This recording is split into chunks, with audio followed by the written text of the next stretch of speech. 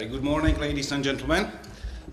So before my presentation is set up, just a few words about why I'm here talking to you about this. I was a senior regulator for about 10 years. I was working for the Czech agency and later for European Medicines Agency. And I was involved in many projects. I was standing here.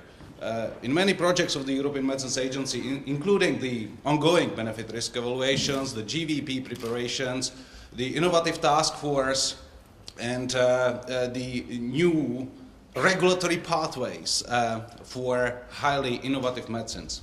So today my topic is focusing on the decision making. And actually, ineffective decision making was one of the reasons why in the European Union we have a new EU legislation and new EU guidelines. We recognize in the EU, as Professor Walker said, that actually the regulators are not the only ones who are making a decision about whether the medicine is suitable for a certain patient population. Here is the example of the UK. We have at least these 5 decision makers, and obviously patients are among them. And the EU regulators recognize that the patients have a voice, and they actually included that voice, or tried to include that voice, in their decision-making mechanisms as well. And that's what I'm going to show you. The regulators, as EMEA and MHRA for the UK, are actually deciding only whether the product is good for the market. But there are other decision-makers about the price and the reimbursement of the product. And they are actually re-evaluating vastly the same kind of evidence again and again. So this is duplicity of efforts, a lot of resources wasted actually for evaluation that has very uncertain outcomes in the end of the day.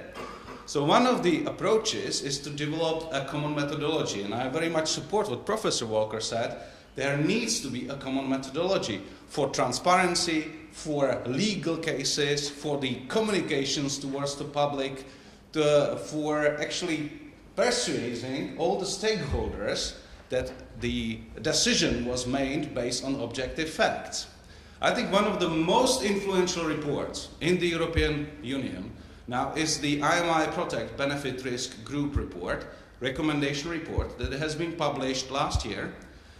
This is a result of the 4-year-long project financed by the European Commission and European Federation of Pharmaceutical Industry, involving many of the representatives of the regulators and industry, and also academia, involved experts. And I believe that this is the most comprehensive one. It started with these questions. You know, what is actually benefit and what is risk? And when we can have many days of philosophical discussions what it means, this is what the legislation says. So what is benefit? Just positive therapeutic effect. And what is risk? Many more things. It's a risk to quality, safety and efficacy. It's a risk to public health. It's also undesirable effect on the environment. That's how we define the risks in the European Union. So as Professor Walker said already, we changed the terminology in Europe because the benefits and risks are so badly definable. It's much better to have a 2-by-2 table like this one. We have favorable effects and unfavorable effects. Those that have been actually proven by the clinical trials and other sources of evidence. And then obviously we have uncertainties about both of them, about favorable effects and unfavorable effects. Those are actually new parts in pharmacovigilance now. The previous pharmacovigilance, the so-called traditional parts of the RMPs and PSURs, were discussing just unfavorable effects and uncertainties about them, like uncertainties in terms of the magnitude of the risks, magnitude of the incidence, confidence intervals about those point estimates, and so on. What is actually the population at risk? What are the risk factors? Today, we have this upper row as well in the pharmacovigilance documents. So we summarize the favorable effects and also the uncertainties about them. So what are actually the confidence intervals? Is the actually population exposed and used for generation of the evidence generalizable enough? You know, so can we actually extrapolate that evidence to other populations? What are the confidence intervals about the surrogate markers and how well the surrogate markers can be actually translated into the clinical outcomes. So the recommendations has changed those 8 steps into 5 steps again. And the 5 steps are kind of integral approach across all the methodologies. So we have planning, and planning, the decision makers should actually choose what evidence we have at disposal, what methodologies would be the best to use for assessing that kind of evidence, and what would be the overall process, how much resources we have, how much time we have, how much expertise we need. In the second step, evidence gathering and data preparation. So we pool the evidence from all the sources, not only pre-marketing, but obviously that takes also the post-authorization experience, and prepare the data. Sometimes the data needs to be cleaned, transformed, prepared for that particular framework to be used. Then there is a step of the analysis, so trying to run those simulations if necessary, run those analytical steps. And very important step in this framework is exploration. So actually check the robustness of the conclusions of the analysis. Try to play with it. Try to change the preferences, for instance. Change the sensitivities. Check how well this was done. How well this is actually reproducible. How well this is explainable to all the stakeholders. And then only in the 5th step there is a conclusion and dissemination to all the stakeholders that needs to know, and also to the decision makers, obviously. So this is the flowchart from the recommendations. Collect data, classify what evidence we have, identify those benefits and risks that we are about to use in this analysis. As you know, that there are so many risks that we cannot really take 120 ADRs into the analysis. We need to prioritize, and prioritize in a defendable way. Assess the benefit-risk balance. That would be a qualitative one, and that's actually mostly used today, just qualitative benefit-risk balance approach. Actually, the methodology that we use today is GOBAT, good old boys around the table, right? So it's a committee, and everyone brings their own opinion. We are trying to reduce the subjective bias in that decision making. But that's just the qualitative. Some numbers are used, but not that many. So what is the recommendation is to use more of them, so quantify actually the clinical relevance, quantify the trade-offs if possible. That would be already a partial quantitative benefit risk assessment. And what is even better is when we try to do some utilities, aggregate judgments, explicit set of rules, for instance, to be applied across the utilities, and then we would have a fully quantitative benefit risk assessment. So as you can see, the recommendations from IMI Protect do not mandate one approach or one methodology, because every situation is unique. So instead of it, they have actually picked all the methodologies that have been described in the literature. It's 47 methodologies. They classify them, and you can see also the Umbra and Cobra approaches among them. They classify them according to their strengths and weaknesses, and they recommended a combination of them. So we have actually benefit risk assessment frameworks. Framework means that you have a complete set of what to do, A, B, C, D, E, and in the end, you will be able to arrive into some kind of a conclusion. We have a descriptive frameworks. All of those, well, most of those that Professor Walker actually described are in this area because they are semi-quantitative. They work with numbers as well as with the judgments, with the subjective kind of judgments. Then we have a quantitative frameworks which work mostly with numbers, and the most popular among them is MCDA, multi-criteria decision analysis. Then we have many metrics indices for VR assessments. The thresholds ones, like numbers needed to harm or numbers needed to treat, that give you a point estimate, basically. How many people, for instance, you need to treat to get one positive effect, how many people you need to treat to get one harmful effect. Health indices, like quality adjusted life years, Those are used in the reimbursement assessments, for instance. And trade-offs. So what is, you get a headache, but actually you are still able to work, for instance. So that is a trade-off, you are trading off the benefit for some kind of a risk. And we have plenty of methodologies in here as well. The turbo one is probably most popular. Then estimation techniques, so they are trying to estimate the outcomes, and utility survey techniques, they are trying to quantify the preferences, for various stakeholders. So all of these can be used. No one is mandated, so unfortunately, there is no simple answer, to use one size fits all. The recommendations gives us a lot of overviews of these methodologies, what can be used in various methods, and you can choose basically based on these selections. Yes, I have this type of evidence, so I can use this, and this methodology, and I cannot use the 40 others because I simply don't have that kind of evidence. In the planning process, you also need to select the key benefits and risks. So this is the example of the decision-making tree. Professor Walker also showed that outcome of many of the methodologies actually are using these mind maps approaches. They are excellent for the brainstorming because then you can actually see what people see as the main characteristics of the drugs. This example obviously have many more risks than the benefits, which is the typical situation. From the qualitative level, you have many more risk categories than just the benefit ones. And it's very arbitrary, as you know. There is just a group of effects of a medicine, and you arbitrarily say some of the effects are favorable and many others are unfavorable. Then you just hope that those favorable are actually more prominent than those unfavorable ones. But it doesn't mean that they disappear. The unfavorable effects are still there, right? And it's just a question of judgment whether we can tolerate them.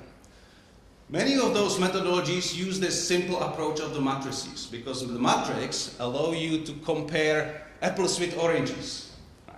So this is a matrix very much used in the healthcare. The likelihood of something happening is on the X and Y and X is impact.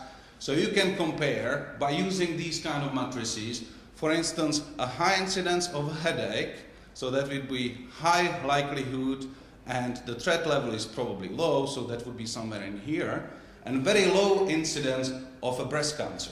So that would be very low likelihood, but high impact. So that would be above the same level of threat. So all of a sudden you can compare headache with the breast cancer. Right? So you have a common denominator, and that is needed for many of these methodologies.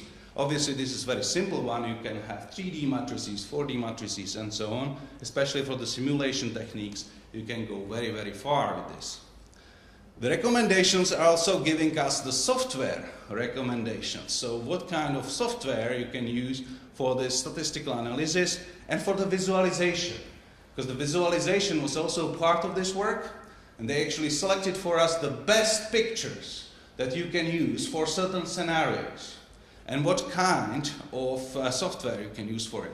It includes very common ones like Microsoft Excel or SAS, but also many other type of softwares that might be available or might not be available for your needs. And this is the example of one of the visualizations of the BR scores where you can see the placebo, this was analysis for natalizumab in here, and the comparators or alternatives like beta interferons or glatiramer acetate in this. So you can actually visualize some of the aspects. This is just the BR score, so it's one of the matrices that can actually be very helpful in persuasion, in communication, showing actually, yes, I did my decision well because, ABC and because of these pictures.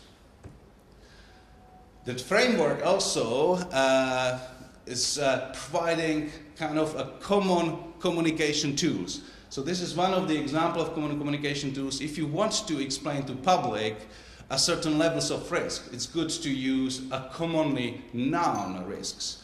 So this is an example for the UK. So what is actually the likelihood? 1 in 100,000. What does that mean? That means that one would be murdered in a large town during the the lifetime. So that's about the same kind of risk. So as you can see, this is just the methodology to prepare the graphs, the communication messages, the audit trails, the scientific part of the work. But it's not actually the end. The end is the decision making. So how to do that decision making? So the pharmacovigilance system needs to have a better decision making. This is the essential process already in place for 50 years or even longer. The pharmacovigilance is a classical feedback system. So it's trying to get all the data available, try to detect a new effects of the medicines, which we call signal detection, then to evaluate what it means for the benefit risks. That's the evaluation step. And take action, and action is usually the intervention in the form of the regulatory action and communication. So because, if there is an action that no one knows about, it doesn't make sense. And today, we need also to measure how effective we have been with our communications and interventions. So it's not the end of the story to send out the Dear Hacker professional letters, right? Yes, I'm done, the issue closed. Now you need to also to measure whether you have changed anything in practice, whether the behavior, the bad behavior out there that you might have detected during your pharmacovigilance processes has actually changed or not, and whether it's something more complex than just the sending out the letter is required. This is the typical industry pharmacovigilance system. This is focusing on detecting signals of changing of benefit risk profile, and managing actually the benefit risk, working with benefits, risks and signals, and trying to influence all of that through mitigation actions or benefit optimization actions and through further investigation, further studies. We will have a dedicated presentation about signal management. I just wanted to highlight in here that it's very much recognized that there are at least 3 players in the signal management process. The identifier of the signal, that may be anyone, can identify a signal. Any authority, for instance, in Europe, this is an example for the European Community System. Assessor, normally the signal assessor is someone else, so that you reduce the bias, because those who discovered the signal might be biased in a way, to get this signal to the decision maker and make the action. So usually we have another person or a group that is assessing the signal. Based on the assessment, then the decision is made by the decision makers. And again, the decision makers are usually different persons or different groups, because that decision may be about the withdrawal of the medicine, suspension of the medicine, very serious consequences. And the pharmacovigilance inspectors today are usually asking, when they come to the company, who can make a decision in here to withdraw a product from the market? And the company must be ready to answer that question. Yes, we have, for instance, Safety Executive Committee, where the pharmacovigilance people are involved, and we have a voice from other stakeholders as well. The same would be for the regulators. So when you go to the regulatory authority, who has the power in here to withdraw the products from the market due to safety reasons? And you might be surprised that in many agencies and companies, this is not clear. It's still not a clear process. But it must be a clear process, at least in Europe today. We have an ongoing benefit risk evaluation. Professor Walker already mentioned the periodic benefit risk evaluations. This is actually risk management cycle. The Europeans still call it a risk management, but actually it's benefit risk management. It's just because the lawmakers were too slow to change the terminology, right? But in fact, we have a benefit risk management, and even though that we call PSURs still PSURs in Europe, they are actually PBRs. So in here, we do actually the decision about what to select, what to manage, and how to manage it. We are trying to implement those risk minimization actions in here and check whether those actions work. So this is a cycle that needs to rotate all the time, and in a spirit of continuous improvement, based on the feedback, adjust what we do in practice. Unfortunately, it's much easier said than done. And many companies actually don't rotate this cycle. So they just submit the risk management plan as a part of the dossier, and it's forgotten then. And it's not good enough, obviously. We need to reevaluate. So this cycle obviously rotates depending on the level of risk and level of uncertainties about the benefits of that particular medicinal product. So this is the concept that has been implemented. So we don't have just the safety specification, but also efficacy specification, and we can have efficacy follow-up plans, especially for situations where actually the data from clinical trials are not good enough, or that basically they are limited. For instance, the length of exposure is limited, or we have used too many surrogates, or there are actually practical limitations in terms of the size of the population in orphan drug situations that cannot be actually addressed pre-authorization, or would be uneconomical to address in pre-authorization. So there is a possibility for something called progressive licensing model through the benefit risk management. We have a very difficult hierarchy of pharmacovigilance rules in the EU, and I urge you not to go the same pathway in the Gulf region. Because we have actually the EU level legislation and guidelines, then we have national legislation and guidelines, and we have also national Q&As, questions and answers documents. And they modify, every step modifies what the previous step said.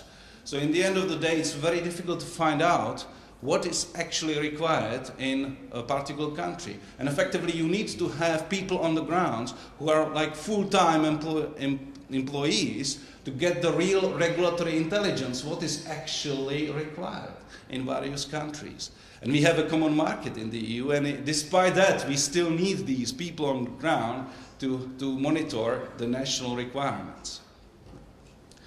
So in improvement of the decision-making, based on all those methodologies and this income of the information, the framework allowed for the assessment of the incoming information, we have also a new decision maker, the almighty committee, the Pharmacovigilance Risk Assessment Committee, PRAC. This committee is actually supervising everything that is working in pharmacovigilance, and that is described in the EU GVP, European Good Pharmacovigilance Practice. You have seen yesterday the presentation about the Arab guidelines. I would say they are very much inspired by the EU approach. And the only thing I want to highlight in here, that the modules have a certain logics in here. So the first 4 are about the quality management in pharmacovigilance systems. The risk management, the 6 about the management of the ICSRs, PSURs, PAS, signal management, risk communication, and risk minimization, which has been published 2 months ago, are products of pharmacovigilance, I would say. And then we have modules describing the collaboration and communication between all these stakeholders, and a lot of annexes, including, obviously, the ICH guidelines that are describing international level of pharmacovigilance, special populations, and providing templates for everything that can be prepared.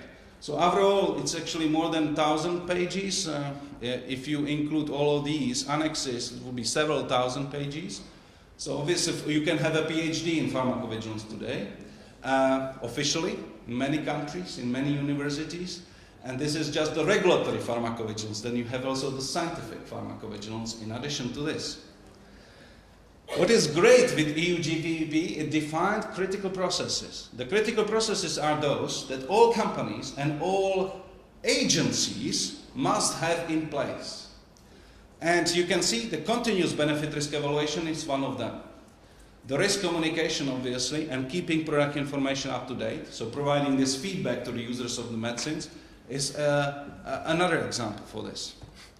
We have also principles of EU GVPs. So all companies must meet the needs of patients, healthcare professionals, and public.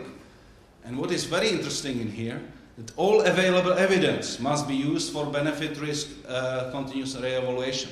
That means that the pharmacovigilance people must have access to all data that are available. And that sounds easy, but it's not that easy in practice at all. Especially in big companies, you might have a silo culture. that many of the departments have their own kind of databases, their own kind of data, not sharing with others and definitely not with pharmacovigilance people. So this is changing.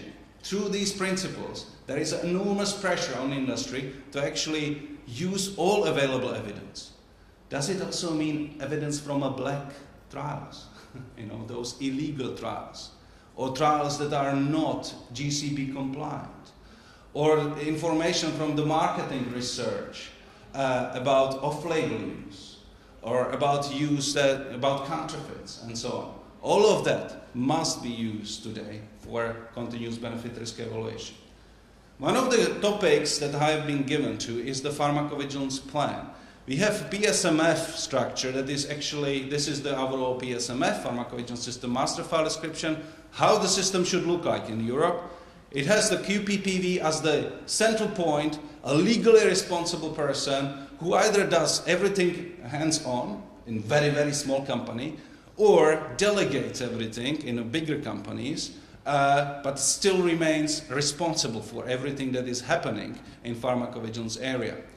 The PSMF describes organizational structures, all sources of safety data, including those market support programs that used not to be that much scientific anymore previously, computerized systems, how well the systems are actually prepared, are they validated, the data handling and the main procedures for the critical processes, the performance, the system performance measurements.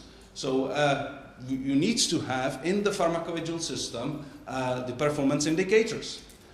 You can select what performance indicators are the best for you, not only compliance, but also performance. So how effectively you are doing your job. Quality system description, and in a lot of annexes where the people are asked to provide the details. So back to this almighty committee, Pharmacovigilance Risk Assessment Committee. It's a new scientific committee in the EMEA. It has a role in all assessment and decision making in pharmacovigilance matters. Includes the experts, but it has also co-opted members, and it has representatives of healthcare professionals and patients. So there is one member, an alternate nominated by the European Commission, represents healthcare professionals, and one member representing the patients' organizations. And the first experience, there is 1.5 year experience today, is that these members are very, very helpful in decision making, because they are bringing very different perspective. So in a summary, how the EU regulatory decision making is done today. The central committee is still a CHMP, Committee for Human Medicinal Products. The numbers are slightly different today because Croatia has joined last summer, so it's 29 member states today. They provide the opinions to the European Commission, and the European Commission makes the decision because they are the lawmakers. The CHMP is supported by working parties, the scientific advisory groups, and also by the committees for special situations like COMPs for the orphan designations, PDCO for the pediatric issues, including pediatric investigational plans, CAT for the advanced therapies, and PRAC for all the pharmacovigilance issues. And you can see it's actually two-way. PRAC is issuing recommendations to CHMP for taking actions because the benefit risk has changed. And the other way around, CHMP is asking PRAC actually to evaluate everything in pharmacovigilance. CHMP cannot evaluate anything in pharmacovigilance area without getting a recommendation from PRAC today. The PRAC is also advising another decision maker, which is CMDH. It's a Committee for Mutual Recognition and Decentralized Procedure, run by the heads of medicines agencies in the European area, and that's for all the other routes of authorizations, for the MR procedures, DC procedures, and national procedures. So actually PRAC is really affecting every single medicinal product that is authorized in the European Union. And then the national competent authorities are following those recommendations, and if they don't, then they need to justify in writing why they don't follow the recommendation of the PRAC, or why they don't agree with the recommendation of the PRAC. The same is for the CHMP. If they don't agree with the recommendation of PRAC, they need to justify in writing the different divergent opinion. So, how is Prague doing? Actually, we have an evidence that it has really changed the landscape. So this is the first year report that has been published a month ago and prepared in April, submitted to the European Commission. You can see the workload of Prague in 2013. The referrals were 33%. And literally thousands of licenses have been re-evaluated within a 1 year period. Even though that it was just 8 active substances. Actually, these active substances are generic ones. And there were thousands of licenses linked to these active substances. So this was really enormous effort. This is the PSUR assessment outcomes. You can see that many of those went to the CHMP variations. None of those in suspension and revocations. The Prague overall dealt with 918 procedures during the first 11 meetings in the first year activity. And this is the breakdown of those procedures. The referrals, the signals, and actually there were more than 200, almost 300 signals evaluated by Prague within the first year. And about 30 of them actually led to some regulatory action. The evaluation of RMPs and PSURs, the post-authorization safety studies, a big part of pharmacovigilance today, actually through NCEP network as well. This has become an area of high interest because every safety issue basically requires a post-authorization safety study today. And all new authorized medicinal products, actually without exception, have today a post-authorization safety study mandated or required by the regulators in the EU.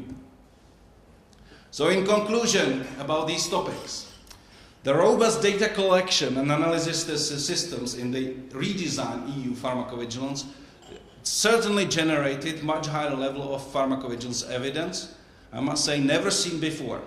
Before we were still talking about anecdotal reports, from ICSRs. The best level of evidence that we were working with was observational level. Today, the pharmacovigilance works with all levels and much more with the systematic reviews of clinical trials and mandating post-authorization clinical trials. So much better level of evidence. This better quality of evidence also is used in the much wider spectrum of benefit-risk assessment methodologies. When you read those assessment reports in the referrals, you can see that actually they were trying to use these new approaches, the combination of these semi-quantitative and quantitative methodologies as far as possible. And this centralized EU system actually led to much better and quicker decision making.